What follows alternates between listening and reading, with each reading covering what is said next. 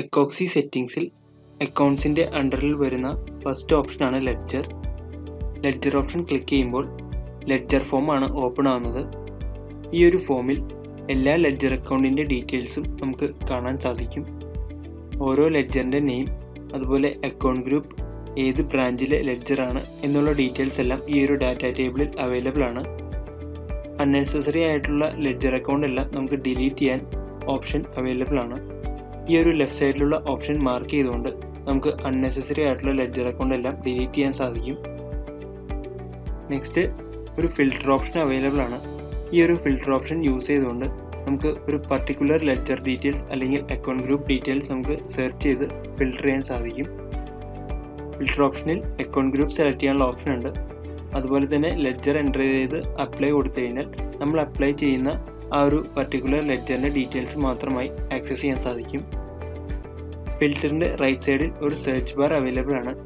ഈ ഒരു search bar ഉപയോഗിച്ചുകൊണ്ടും നമുക്ക് ഒരു അക്കൗണ്ട് ഗ്രൂപ്പ് അല്ലെങ്കിൽ ഒരു പർട്ടിക്കുലർ ലെഡ്ജറിൻ്റെ ഡീറ്റെയിൽസ് മാത്രമായി ആക്സസ് ചെയ്യാൻ സാധിക്കും.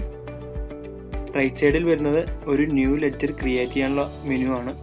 ആഡ് ന്യൂ ലെഡ്ജർ ക്ലിക്ക് ചെയ്തുകൊണ്ട് നമുക്കൊരു ന്യൂ ലെഡ്ജർ ക്രിയേറ്റ് ചെയ്യാൻ സാധിക്കും.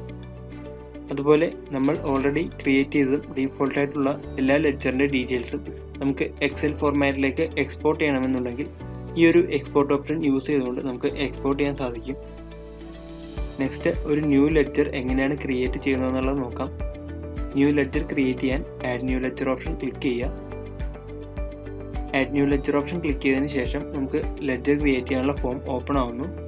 ഈ ഒരു ഫോമിൽ ഫസ്റ്റ് നമുക്ക് അക്കൗണ്ട് ഗ്രൂപ്പ് സെലക്ട് ചെയ്ത് കൊടുക്കാം. സെലക്ട് ഓപ്ഷൻ ക്ലിക്ക് ചെയ്ത് കഴിഞ്ഞാൽ അക്കൗണ്ട് ഗ്രൂപ്പ് ലിസ്റ്റ് ഓപ്പൺ ആവുന്നു. ഇതിൽ നിന്നും നമ്മൾ ക്രിയേറ്റ് ചെയ്യാൻ പോകുന്ന ലെഡ്ജറിൻ്റെ അണ്ടറിൽ വരുന്ന അക്കൗണ്ട് ഗ്രൂപ്പ് സെലക്ട് ചെയ്ത് കൊടുക്കുക. സെലക്ട് ചെയ്തതിന് ശേഷം ക്രിയേറ്റ് ചെയ്യുന്ന ലെഡ്ജർ അക്കൗണ്ട് നെയിം ഇവിടെ എൻ്റർ ചെയ്യുക. ലെഡ്ജർ അക്കൗണ്ട് എൻ്റർ ചെയ്തതിന് ശേഷം റൈറ്റ് സൈഡിൽ വരുന്നത് ഗ്ലോബൽ ഓർ ലോക്കൽ എന്ന ഓപ്ഷനാണ്. ഗ്ലോബൽ എന്ന ഓപ്ഷൻ എനേബിൾ ചെയ്ത് കഴിഞ്ഞാൽ നമുക്ക് ഈ ഒരു പർട്ടിക്കുലർ ലെഡ്ജർ HOയിലും അതുപോലെ തന്നെ എല്ലാ ബ്രാഞ്ചിലും അവൈലബിൾ ആയിരിക്കും. അതല്ല, ഇനിയൊരു പർട്ടിക്കുലർ ബ്രാഞ്ചിലേക്കാണ് നമുക്ക് ലെഡ്ജർ അക്കൗണ്ട് ക്രിയേറ്റ് ചെയ്യേണ്ടതെങ്കിൽ ലോക്കൽ ഓപ്ഷൻ സെലക്ട് ചെയ്യുക. ലോക്കൽ ഓപ്ഷൻ സെലക്ട് ചെയ്ത് കഴിഞ്ഞാൽ നമുക്ക് ബ്രാഞ്ച് സെലക്ട് ചെയ്യാനുള്ള ഓപ്ഷൻ വരും. അതിൽ നിന്നും നമുക്ക് ബ്രാഞ്ച് സെലക്ട് ചെയ്യാം, അല്ലെങ്കിൽ HO സെലക്ട് ചെയ്യാം.